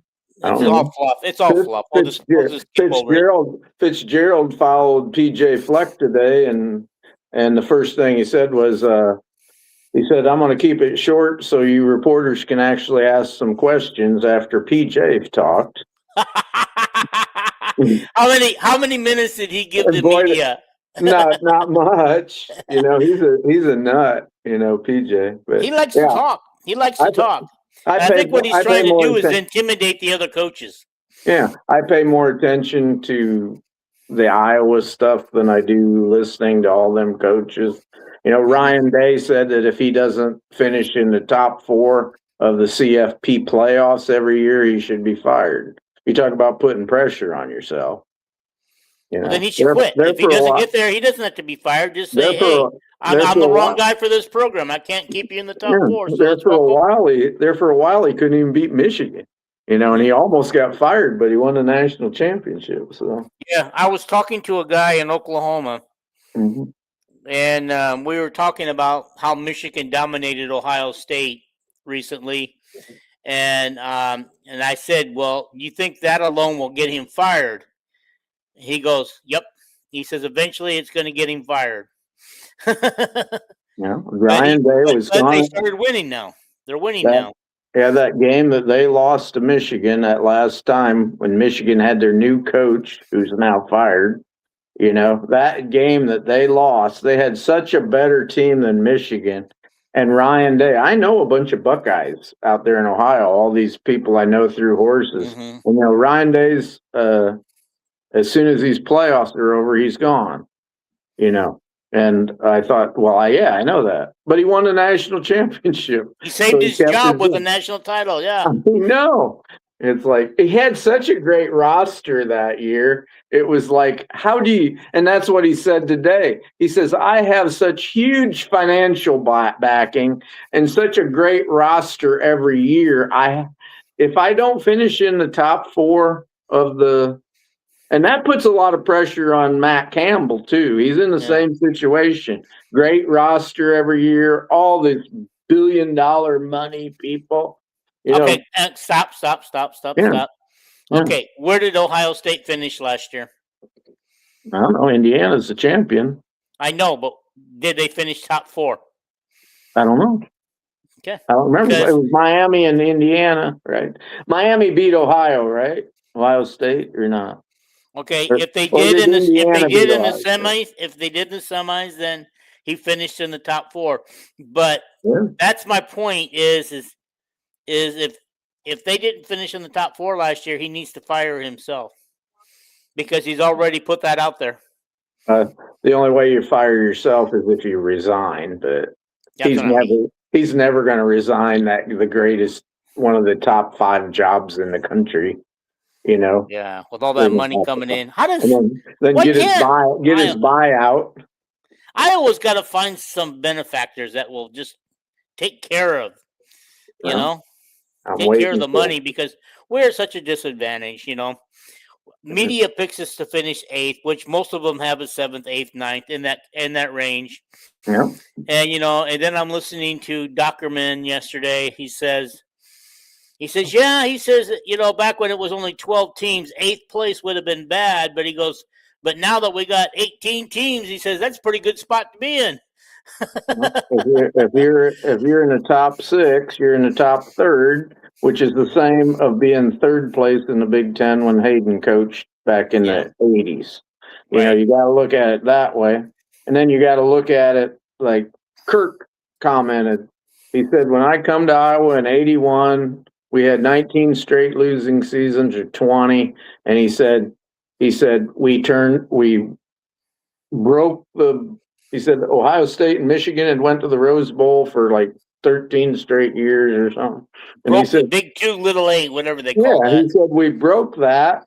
And then over the next 20 years, a bunch of Big Ten teams went to the Rose Bowl. You know, Purdue, Illinois' been, Northwestern's been. I can't think of who else. well, a Michigan lot of teams, State, Michigan State, Wisconsin. Wisconsin, you Yeah, know, but a Wisconsin. lot of teams went. And he Yeah. goes, we broke that and football changed. He said, my thing I'm saying to you folks about this, all this money and NIL is we're going to go back to where there's really only 10 teams that are really possible to win the national championship. You gotta have a $60 million roster, which I was never going to have. He says, I'm worried about how the hell Kirk navigates that and keeps winning, averaging 9 wins a season the last 10 years is like a miracle, you know, and there's no rhyme or reason to it. You know, we live on walk-ons and getting the cheapest players we can find, you know. He talked about that too.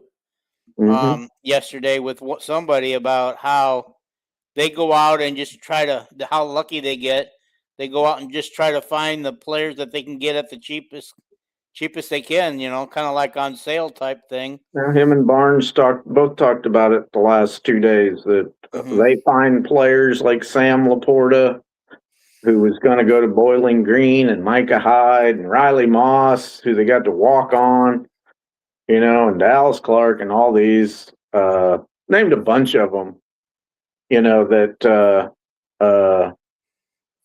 Josie Jewell, Jack Campbell, you know, Cooper DeJean, you know, got a bunch of guys that they thought, I think they're good enough, but what they're better than these 4 stars is they got character and they work hard, you know, and that's what Kirk.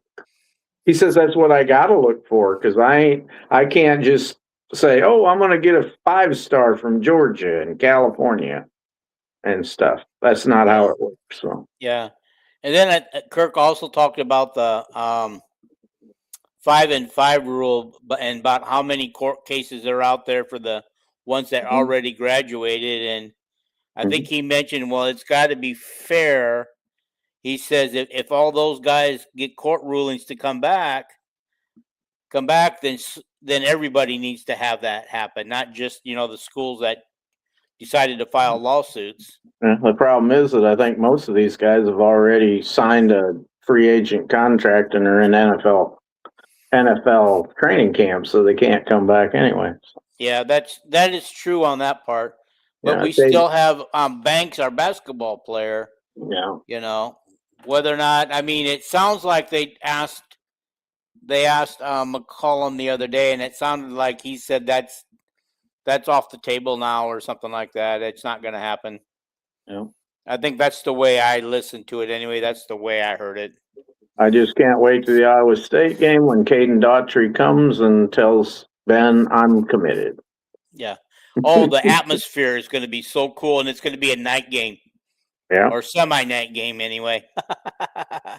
You know, it's going to be so cool because You know, I love night games at Kennick because we usually win them, and our crowd is so drunk, so wasted that they are so fired up and loud the whole game. We could be losing 50-0, and they would still be screaming.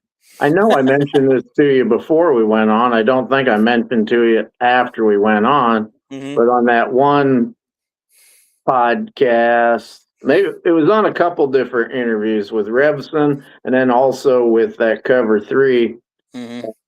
One of the commentators turned to Kirk and said, Kirk said he wanted to go to 24.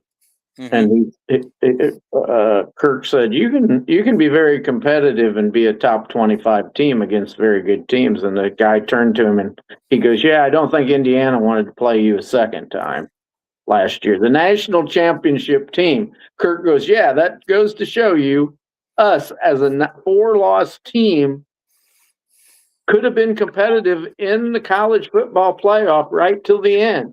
Because we almost beat the national championship, and nobody else did. Yeah, I mean, Miami that was gave the them a good closest. game, That was the closest game that Indiana had all year. except And Penn it took a State. lucky. I think it took a lucky pass or a missed. Somebody misread the pass or something, and Well, Indiana hit a pass that got away from us. The Indiana game, we had plenty. The first pass of the game is off Gill's hands or shoulder pad, and Indiana intercepts it. Indiana wouldn't have scored at all in the first half, and then our great field goal kicker freaking misses a field goal at the end of the game, and of course we missed that screen pass, and our quarterback got hurt. If you think Gronowski had not got hurt that game, do you think we had a chance to win it? We would have won. We would have won it. Yeah. We probably would have ran that. We'd have probably ran that screen pass and faked it out there, and Gronowski probably ran right up the middle for 10 yards and a first down. We almost beat Oregon too. And then we in the first half we had USC on the ropes. Yeah, I think we scored the second half. I was just going to say that Indiana's maybe closest thing to losing was their fourth down pass that they came back right at the end of the game to beat Penn State. Their wide receiver made a tiptoe, unbelievable catch at the back of the end zone on fourth down. And despite Penn State losing 6 games last year, they didn't lose games by that much. I mean, Iowa had to have a miracle play to beat them. Obviously, Indiana did too. Yeah. Penn State had a lot of talent. You don't have any comments? Nope, no more comments right now. We have 40 people currently watching, though. Good. We could have 40 comments if all 40 wanted to comment. Like Kirk said, everybody's talking about, is Lutmer going to play cash or safety? And Kirk just said, we've moved Zach to safety. I knew they would because he's the only safety back there that has ever played at Iowa before. He's the only one that knows the defense. The safety back there, one of them deep safeties, and it's usually the Quinn Schulte position, has to call the coverage by looking at what the other team's doing.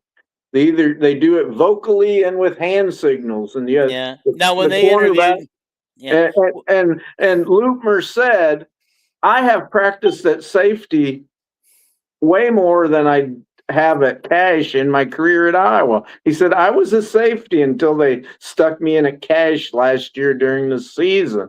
Well, somebody asked him what position he was going to play, and he said, I don't know. Phil hasn't told me yet. No, most of the defensive backs, it's like Godfrey. Godfrey, who's a good young player, he's a guy that I call him Tombstone because that Nebraska quarterback, I think, thought he died twice. When he cut him in half, I call him Tombstone. He's like running into a tombstone. If you're running across the cemetery in the dark, oh God, I run into a tombstone and cave my head in. But Godfrey practices all 5 positions, both safeties, cash, and cornerback. And Kirk said, we ain't worried about our our cornerbacks and cash people, we got a lot of them, so that sounds real good, and what else did of course, he made the comment, about center, who's your offensive line, and is Pieper playing center? And he says, well, I kind of think so, but he says, if we get into fall practice here, and he says, if we have a better offensive line, depending if Cale Winter is better at guard or center, it's possible we'll move Pieper back to guard because he's a great guard, whatever's best for the team. But it's best for Pieper to stay at center for his NFL career. Anyway, we got a comment. Of course, he made the great Diaz comment, Elliot Clough, whatever his name is. He goes, well, I hate to mention the thing about the hype train because I know you hate the hype train, but tell us about the boogeyman. And Kirk goes, yeah, I hate the hype train.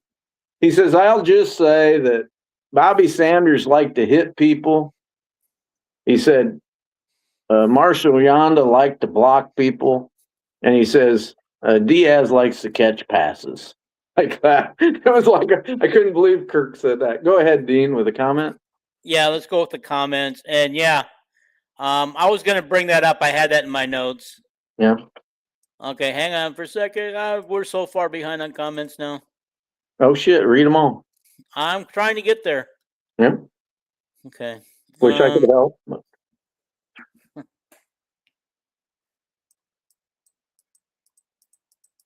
I think my thing has gone on the fritz. Alrighty.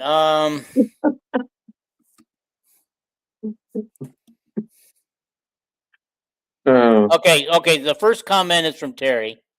What do you think he's talking about? I don't know who Terry is. Go ahead. Who's the one that always talk about looking at the camera? Oh, whatever. He said Kelvin's not looking at the camera while I'm doing my. Yeah, I'm watching the WNBA game, and I'm looking at my Iowa roster here, so I can name. Yeah. So I can remember Bosworth's real name, Cam Buffington. Alrighty. Boy says, well, I watched the podcast the other day, too, where Ferentz could ask Matt Campbell anything, and he would have asked him what his favorite offense play is. I think he didn't even have a question for Matt Campbell. He says, I can't think of anything. And the guy said, well, we'll just ask him to take it easy on you, Kirk. And he goes, yeah, tell him to take it easy on me. So. Now, he did say something about that he was glad that Campbell was in the league. And I'm assuming that's probably because they don't have to face each other every year. Because it sounds like he's got great respect for Matt Campbell from what he said. I think he just likes Matt Campbell and wanted to compliment him. And he said when you're at Iowa State and we're in Iowa City, it's like you live in the same little town and you hear everything about each other. And he said, I never heard anything bad about Matt Campbell. So yeah. All right. Toehouse says, I just like the comments about Tom Moore. Sounds like the players are really enjoying Coach Moore. Yeah, that's what it sounds like. It sounds like they can't get enough of him. I ordered the book they were talking about. Tom Moore put out a book. And, what's the book called? I don't know. You just go to Barnes and Noble or Amazon and put in Tom Moore book. And all right. Okay. Boy has another comment. He goes, well, okay. We already got that one. Okay. Mm-hmm. I'm trying to catch up here, guys. Sorry. Mm-hmm. Coach Ferentz's comments about Tom Moore. Yeah. It sounds like, they that he's really been a big asset, and they love his stories. He's always, and he's just he's seen so much and he's done so much that he can instantly pick out an area of improvement. And I guess some of the players actually go to him and ask him, what can they do different? Some of the coaches go to him. It's like Tom Moore, like Kirk said, Tom Moore says everything, which is what I've said my whole life is simple. Yeah. He said everything is simple. Get rid of the ball by the count of 3 if you're the quarterback. Have good footwork, Mhm. So Terry says he misses drinking Sprite with you. Hopefully, you guys can get together and drink some Sprite again. we are. I got Sprite tonight. But I know we haven't drank Sprite together in person, but Yeah. Terry had, I don't know, he could tell more about this on his podcast. I think it's called Terrible Terry Sports or something. Terry, if I screw this up, correct me. But he had a former Kentucky football coach on his show today, I believe. Frank Mummy, Hal Mummy. Yeah, there you go. He was Jay Norvell's offensive coordinator. I don't know if Terry knew that. Well, I'm sure Terry knew that. I'm sure he did research on that. Mummy was the Kentucky coach, and he was Mike Leach got his start at Mount Pleasant, Iowa, under Hal Mummy at Iowa Wesleyan. Yeah, his podcast, guys, in case you're curious, it's called Terrible Talk Sports, and I know he comes on about an hour before we do. Is Terry? Yeah, Terry's the guy that sends his podcast to my messenger. That's Mr. UCLA, isn't it? Yes, it is. Oh, why didn't you say that? So well, I thought you knew. Yeah. I thought you were. No, you just said he's Terry. Been on the show. He's been on the show too. Yeah, he was on twice. Yeah, always gives me hell when he's on. Okay. And I give him hell because he doesn't know anything about Iowa. So. You know what would be fun? The week we're not going to play UCLA this year. Darn it! I was going to say what would be fun is having him on here when we play UCLA. But I just remember when he was on.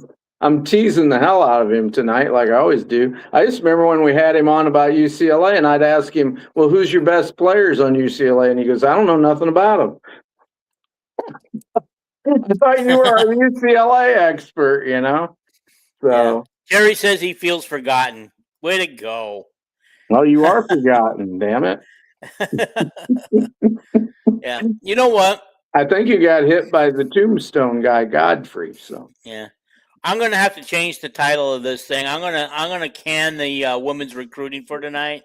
I had it all set up for us to go, all the pictures and stuff you sent. We can just say that on 3 thread. If you go to that, I couldn't send you that, and use it. Mm-hmm. He had guys on there had a breakdown of all them 20-30 point guards and 20-29 players in there, where they're rated and everything. Since we can't use it, can you print it off? Print it off, and we can talk about it next time. I don't have no printer, but anyway, it was just a little short stuff, and we don't have to remember all that. About 20-30, they were in the 8th grade last year. Yes. We will learn more about them when if they actually visit Iowa. Jan's just like she always does. She's throwing shit on the wall. I would say it's more of her assistant coach throwing shit on the wall. But wait a minute. We have a special guest. Lisa never offered everybody, but Jan offers everybody. Lisa only offered people if they were interested in Iowa. She'd talk to them and everything. Yeah. Hey, all right, I think Terry wants to give us some shit because UCLA did beat us. So let's get one thing straight. I didn't say I didn't know any UCLA players. I said they all sucked and they weren't worth knowing. That was the whole team at the time. Well, I remember asking you about their offensive line and stuff. You obviously knew Lakamaleva or whatever. He wasn't even there then. So I knew the quarterback. I knew I knew Patrick Yoon, who's like the senior O lineman for that year. It just the problem is they kept rotating linemen in and out because they kept getting hurt. I know they had the best. They had the best linebacker we played all year. He's in the NFL now. And it wasn't like what do you call it? It didn't matter if they're rotating in and out. It's not like they're rotating better players in. It just got progressively worse. So I'm hoping with this change in scenery that we got from James Madison that I'm not expecting obviously instant results like Indiana got when Kirk Cignetti coached over Bob Chesney. For starters, I like to be happy with a bowl eligible game, hopefully somewhere here in Texas so I can make the drive and go see it. Oh, I don't blame you. I don't blame you. Terry, looking at UCLA's schedule, where do you see their record? At the most, I could see him going 7 wins. Okay. It's between 6 and 7 wins. And then the bottom, I could see him missing the bowl game by like 1 game, going 5 and 7 as a start. I got them going 6 and 6. Yeah, that's about roughly where I would put him to. But I see one of those games they could maybe pull off an upset. Oh yeah. Yeah. I love their new coach, Dean. Dean will tell you I talk about him every damn podcast, but when Kirk leaves, if we go to outside coaches and don't hire from within, I said Chesney at UCLA and then Cignetti's 2 coordinators would be 3 outside people that I'd be very interested in. If you like. Okay, I have so many spare UCLA hats. I could send you one since you're talking about our coach so much. No, I know why you wear a hat, but it looks like you're sunburned. Well, yeah, I'm in West Texas. It was 104 today. Me and Michael Jordan never wear hats because why cover up the perfect head? So. You're always indoors. I'll take one of those spare UCLA hats. Yeah. Actually, when I was a little kid, my 2 favorite basketball teams in college were my Iowa Hawkeyes, and then they got really bad under Dick Schultz, and my favorite team was UCLA with Bill Walton and Lou Alcindor and David Myers and Marcus Johnson and all them guys, David Greenwood. Hey, can I make a prediction, Terry? I think your team starts 4-0. Who they playing? Who's the first 4? They're at California, San Diego State, Purdue, at Maryland, the first 4 games. Those are 4. They could be 4 decent teams. Well, they haven't been lately. California has a great quarterback returning. Okay. It was Cal Berkeley you're talking about, right? Yeah. Yeah. Okay. And they got the former defensive coordinator from Oregon now as their head coach. Yeah. All right, and then you guys go to Oregon. That's probably a loss. Then you come home for 3 games in a row: Wisconsin, Michigan State, and Nevada. You should be able to win all those.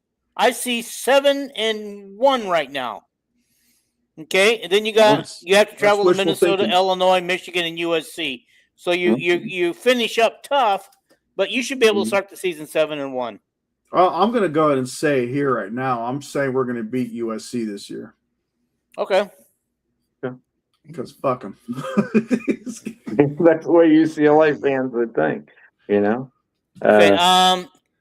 If you guys have an all Iowa villain team, would definitely dominate. I would definitely dominate Eric Ball of UCLA along with McCaffrey, of course. McCafferty? McCafferty, yeah. Oh my, the guy who pretty much burned us in the Rose Bowl. Yeah, he was for Stanford, and Eric Ball at UCLA. And Eric Ball burned us too. So what Tollhouse is saying is the guys that burned us.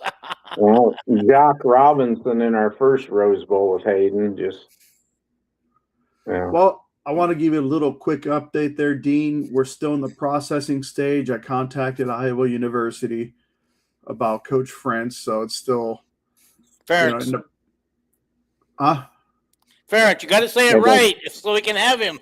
Well, I spelled it right in the email, okay? All right, Practice starts in a couple I'm doing days, this for you guys. Days, so. Yeah, I'm just afraid. I'm just afraid if we didn't have him by as early as 2 days ago, or latest 2 days ago, that we're not going to get him at all during the season. July is their month that they have off. And Yeah. until late July when practice starts, then Kirk won't be doing it. And Well, Kirk it would seemed like limit, he was always busy recruiting too. Kirk would Did anybody hear why limit you to what 30 caused? minutes. So. Yeah. Did anybody hear what caused Tim Lester's house to burn down? Probably Fire. Kelvin.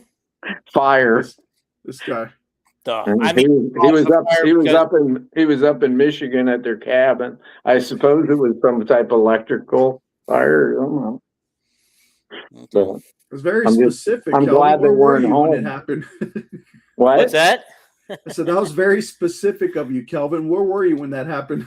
I usually, well, I was the only guy that liked Tim Lester when he was hired, except for Kirk and Donnie Patterson. But guys, we should do this. We should do this. Do what? We should have an all Iowa villain team. Pick our villains from each game that we. Last year, Paul wanted us to do a villain from every Big Ten team, and I picked them, but then nobody else did, and we never did it. And Paul never came on the show again. Yeah, I had Cody McMahon from Ohio State as a villain, and J.C. Sheldon from Ohio State. And neither one of them are there anymore, are they? I think one transferred out and the other one graduated.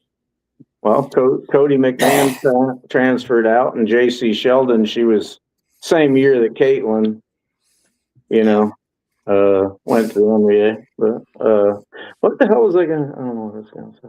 But, well, how'd your mummy interview go? That was good. That was a great story he had to tell you. Did he tell you about being in Mount Pleasant, Iowa? Yeah, he started out with that.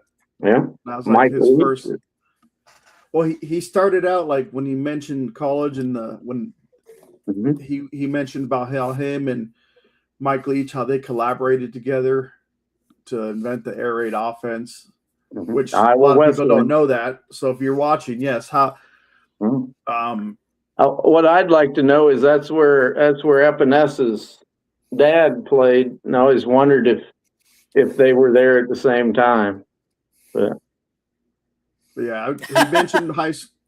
What are you laughing about? Nothing. I'm just thinking. Yeah.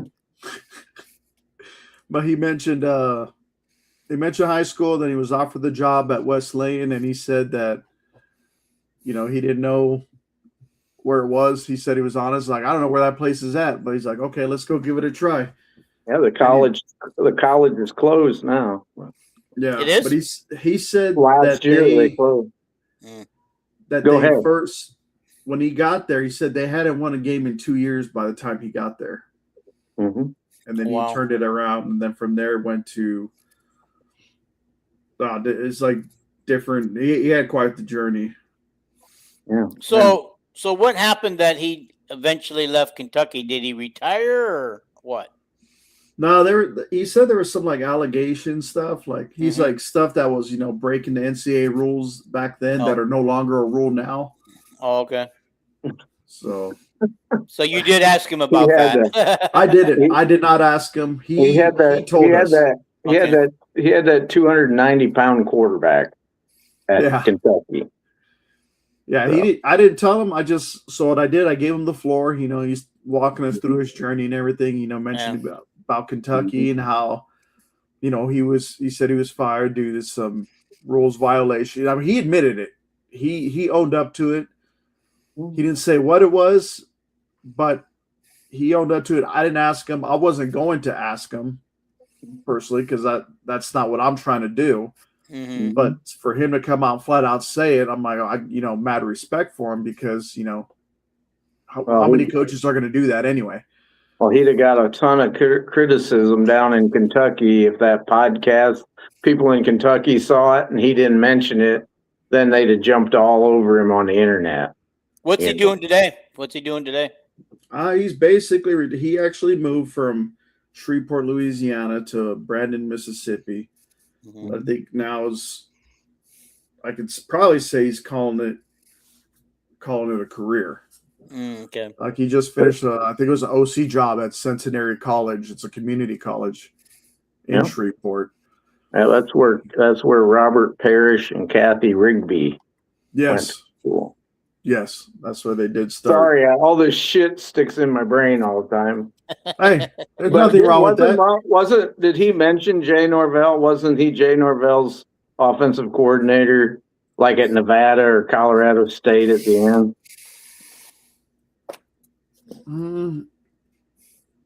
I remember mentioning, I think his son was. Oh, maybe Hal Mummies Jr. or something. Yeah. Well, his son's called, dang it, slipped my mind now. Matthew. I bet that's the guy that was with Jay Norvell, who just came back to Iowa for Kirk. Yeah. So, You guys are having a good conversation there. I'm just letting you guys have it. well, Iowa fans ain't too interested in it, but I had questions and everything. And that's no problem. We don't have to stick to Iowa 100% every time because there are other colleges out there and other people. Real quickly, to make some people happy, can we mention how great Caitlin played last night? Caitlin has been playing great for a while now. 4 games, she's averaging like 29 points a game. And she's my favorite player right now in the WNBA. Who's your favorite player? Caitlin? Yeah. Okay. Yeah, I love Sophie. I love Sophie's on right now. Doing commentary. Yeah, Dean last week said Sophie didn't look too good anymore. Oh, what the hell is he talking about? Anyway, there's your comment. There's your answer, Dean. What's that? Was it Toll House? What? Yeah. What was his name? Wait a minute. Here hang on. Okay. To confirm what we were talking about earlier. Yeah. Matt Mums was Jay's offensive coordinator at Nevada. I happened to live in Reno back then, and everyone loved the air raid offense. Okay, cool. Okay. You have gotten around. Yeah. But anyway, maybe Caitlin's a little healthier now. 4 straight games. You know, I know it wasn't against the premier teams at full strength, right? That makes a difference. But you can tell she isn't on a minute limit, and I think when she plays for a lot of minutes, she stays in the flow of the game instead of playing 3 minutes and go sit on the bench for 5. It's like, yeah. How do you play basketball that way, Terry? You know. Well, I was never good at it. Yeah. Who was that? Who was that star player that was on there? Flazé Johnson. Yeah, from the other team. Yeah, her little brother loves Caitlin. Yeah, but she was having a good game yesterday too. But also that blue hair girl was having a heck of a game too. Yeah, every time I turned around, she thought she was Caitlin Clark. The one blue-haired girl, Williams. I think she was out last night. But anyway, them two. I wish I knew their names, but. Anyway, them are the 2 girls that Caitlin's buddies with that Caitlin gave her her new shoes at the All-Star game. Oh, seriously? I did not know that. Yeah. And the one that was out of the game or the one that was playing? Both of them, they're a couple. Oh, they are. Okay. Yeah. And she gave them these purplish shoes, and they just love Caitlin. Is that why they were wearing them in the game last night? The purple shoes? And then she usually don't even start, and she come in and she got 32 points, wasn't it? Career high. She had a great game. As soon as the game went over, Caitlin quickly said hi to her own players, and then she ran to her. Like, it's the shoes. Tell everybody it's the shoes. Did you notice that on that one out of bounds play where that bounced off that girl's shoe, and they thought it bounced off of Caitlin's shoe. Yeah. And Caitlin's going, she's doing that symbol for, review it. And they said they weren't going to, and she said, "No, I'm sure about this one. I know it." Yeah. So, and she won it. She won it. We got to make our women's basketball fans happy. Like one person on our podcast comments underneath it. I shared it all over, and one person over there and said, one person under there in the comments said, "Quit talking about football. Just talk about women's basketball." So we got women's basketball fans out there. We gotta keep happy. Well, I'm going to tell you right now, if I can Caitlin get sure had a Molly, great game. So if I can get Molly to agree to it, we're just going to have a strictly a woman show again, like we did 2 seasons ago when it was me and Molly, and we only did women's. I would do that like in October right before the season started. I mean, this is football season. I know it, but I got to we're talking football tonight, but I had intended to talk women's recruiting because that's really the only thing going on because the women are done working out and done practicing for the summer, and they'll reconvene in the fall when school starts. Yeah. But I do have a little quick announcement, though. I'm trying to get Stacy Johnson again. Okay. I'm going to have her come on mine. On your show? Yeah. And then I would like to have you guys on there if you'd like. I would love to do it because I didn't like the way the last show went, and I would love to get some of the stuff out that I wanted to talk about. Yeah, so we'll do that. Calvin, you could bring your sugar-free Sprite. That better be sugar-free, by the way. Let me see the label. Yeah, it's 0 sugar. Okay, because you don't need that, sir. You're already hyper. I'm very diabetic, and that's why I can't stand drinking water all the time.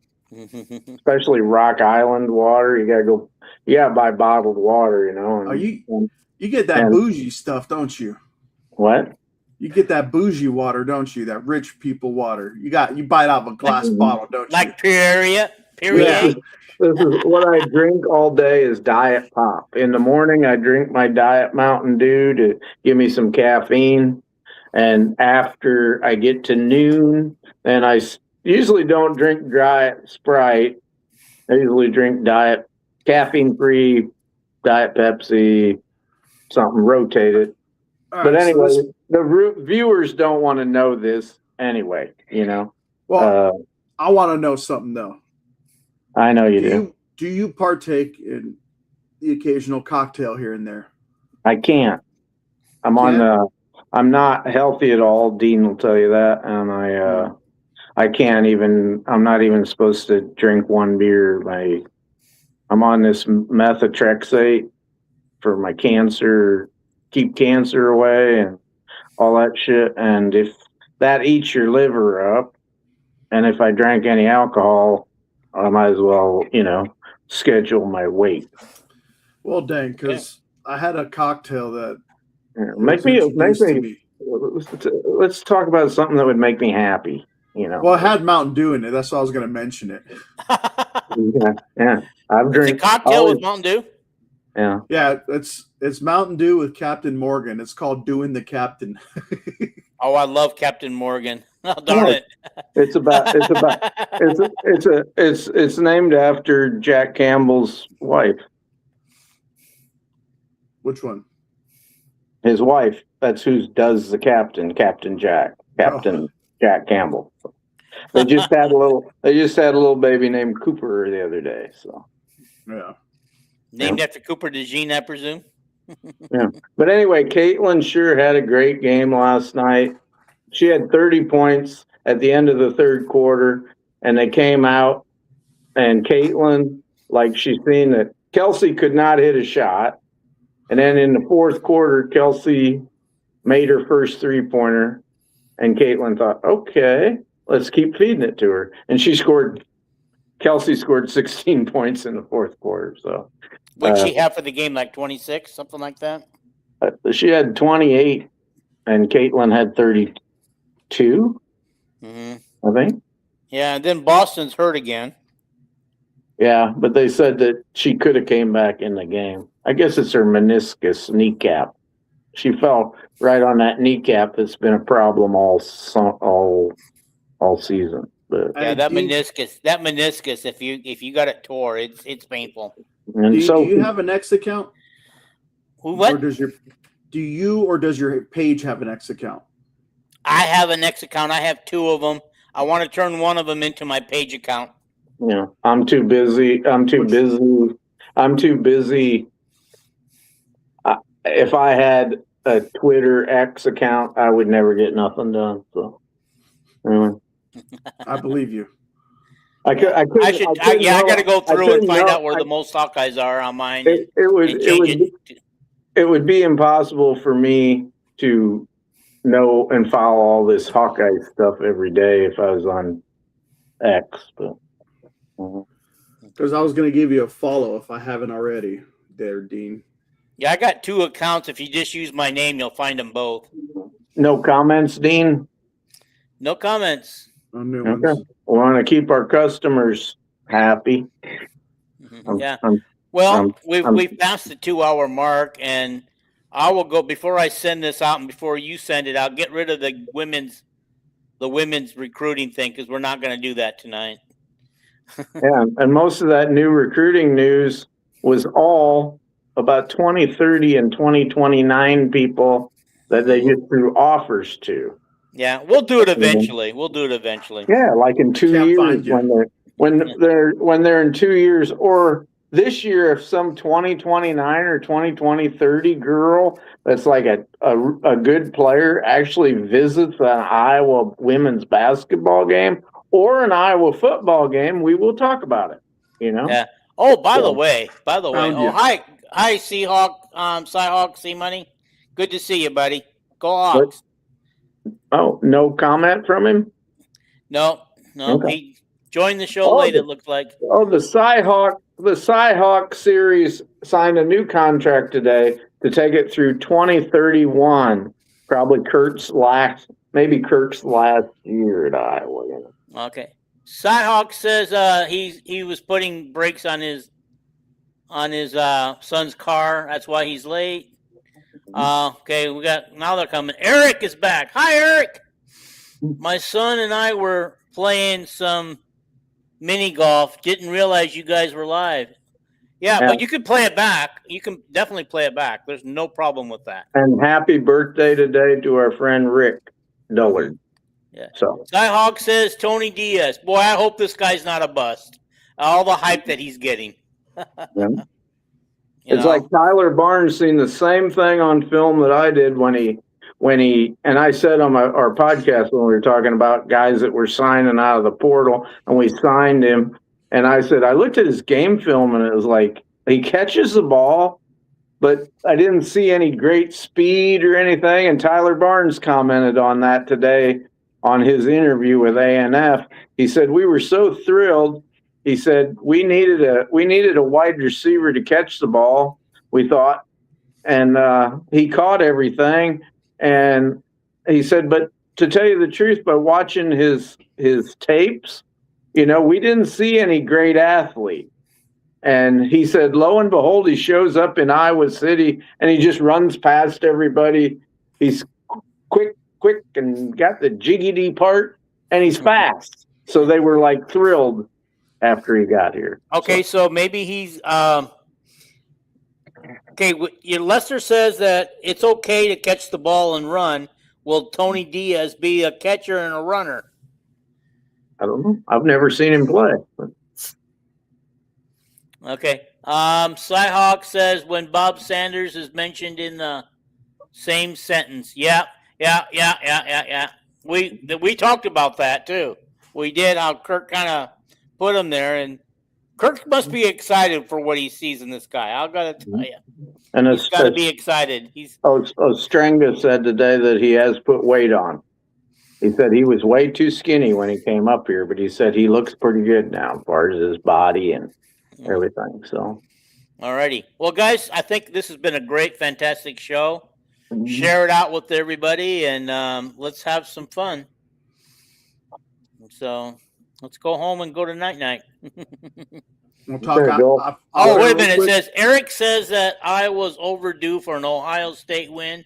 Do you guys realize that this will be the first year since 2017 when Ohio State's coming to Kinnick? The last time we beat Ohio State? Yep, we hardly ever play Ohio State. I don't know what it is, why that scheduling quirk comes up, but that's a shame that they haven't been to Kinnick since 2017. And we've played them more on the road than we have at home. Kurt kicked their ass Was that 2003? I mean, they were defending national champions, and Kirk, they just kicked their rear end. And then we kicked their rear end again. I don't know if it's 2013. Fickle might have been the coach. I don't know. We kicked their rear end again. And then we kicked their rear end in 17, at home. So we should be showing, helping to get Ryan Day fired. Yeah, there we go. Yeah. Cyhawk says, I have 10 guys coming for the Ohio State game. Go Hawks. Hawks by a million. Yeah, Hawks by a million. Are those T-shirts still out there that the WOW people put out? I'm sure they are. Okay. Bob Hoffman says Hayden turned the program around. Yes, he did. Yes, he did. I don't think anybody will ever deny that. No. Keep them comments going. We'll keep I gave you a follow, Dean, by the way. What's that? I gave you a follow on X. Okay. Which, both of them or just one of them? I don't know the other one. I think one of them's California Hawkeye, now that I think about it. Let me try to search it up. And then somehow I ended up with 2 accounts because I couldn't get into my original account, so I created another account. And then all of a sudden, I could get into both of them. Yeah, and then other news tonight was that Jan Jensen hired Eastern Illinois as a game at Carver Hawkeye Arena. So their non-conference schedule's now complete, I think. And they scheduled it before they play Vanderbilt and UConn, so they have a couple warm-up games before they play the teams that are monstrous on our schedule. Yeah. Okay, guys, let's get out of here. Let's We'll call talk it a after the night. show. What's that? We'll talk after the show real quick. Sure. All righty. All right, guys. We're going to get out. Welcome to season 5, episode 1.